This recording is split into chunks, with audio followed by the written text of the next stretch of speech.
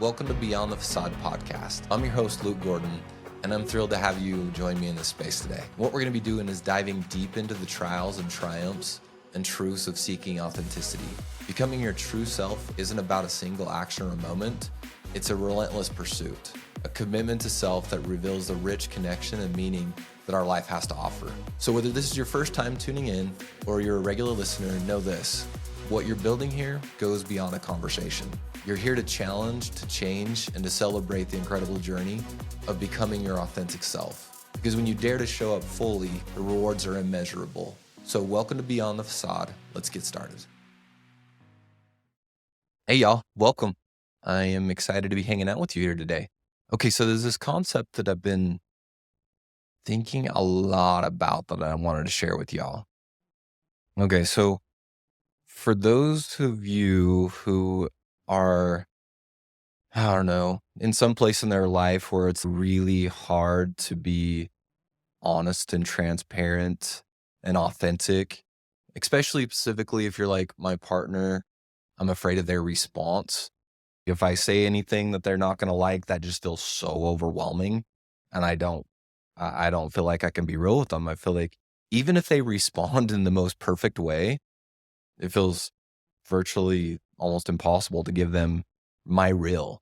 And for just to bring light to the situation, there is no way, just to kind of baseline foundation, in order for a relationship to heal, two things are going to need to happen. I'm going to need to be able to see my partner where they're at, and I'm also going to need to be able to be authentic. And that is brutal. And those two things create security for your partner. If I can be authentic and I can see them where they're at, provide space for them, love them with whatever they're going through, that provides security for them. But that open, authentic part's the part that I want to talk about. This piece right here is a big deal. I want you guys to recognize that when I respond to danger, when there's something that I view as dangerous, my brain releases cortisol, okay, which is basically adrenaline. So you think about that adrenaline level goes up, and that allows me to go into flight mode or into fight mode. So put my dukes, that's a weird way to put it. Put my fists up, I can fight, my adrenaline's up, or I can run really fast and really hard to get away from whatever's going to hurt. So the result that you can fight harder and faster because you have adrenaline at work, that totally makes sense. However, if you're too small or weak to fight or flee, that cortisol does you no good. The adrenaline does you no good. So what I want to bring you back to is family of origin when you're a little person. If you were in an environment that was dangerous, really even emotionally dangerous, what you had to do as a little person was to freeze, okay? Which means basically your extremities, like your whole body, it's full of blood, right? All the blood is pulsating throughout your whole entire body. What happens is when you're in freeze mode, all the blood and everything comes and it centers around your internal organs, your heart and everything like this. And it's basically you're preparing to get hurt. You're preparing to bleed because you're going to get hurt. So your body's preparing for that experience. So you're shutting down is what you're doing. So those natural opioids lead to that shutdown. And this causes that little person to disassociate from their experience, because that's the best thing that can happen to somebody that's in danger is to disassociate. We can think of a serious car accident. People don't behave normally if they have a pretty serious injury because they're disassociating their body's protecting itself. So it freezes. Now let's go back to us as little people, maybe in a family of origin. If we viewed our primary attachments as dangerous, not just physically, but psychologically, that they might hurt us and tell us things, we learn to freeze. But here's the deal, because humans are amazing and the human brain's amazing. We go, wait, I can't freeze. I have to wait for a longer period of time. If I freeze, I'm going to die. So that means I have to, here's the other word, fawn, which is basically figure out what my caregiver needs from me and show up like that. Just respond in a way that makes them take care of me. Respond in a way that makes them adapt to their primary caregiver to get what they need. So they learn to say whatever they want and become whoever they want or whoever that person wants them to be, just to avoid the harm and gain acceptance they need to survive their experience. So those four F's: fight, flight, freeze, and fawn.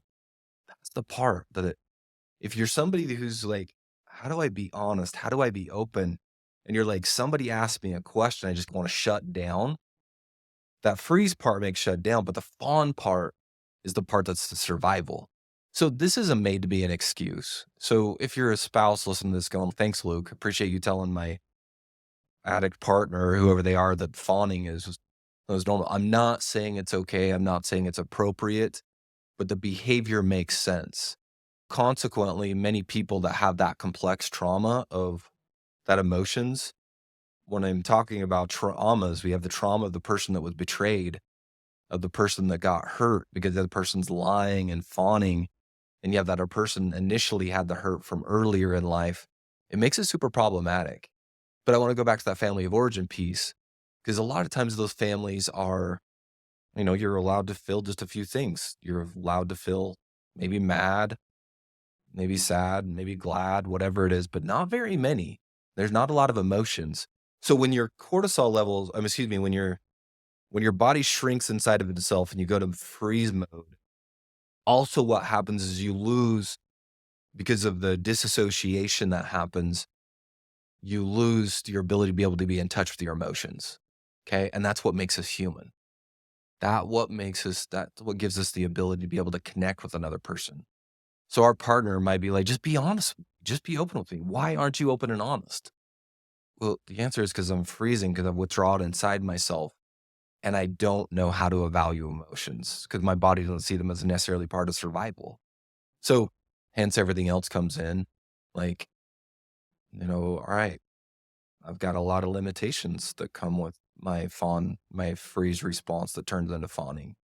Really, my fawning just sets me up for more hiding and secrecy.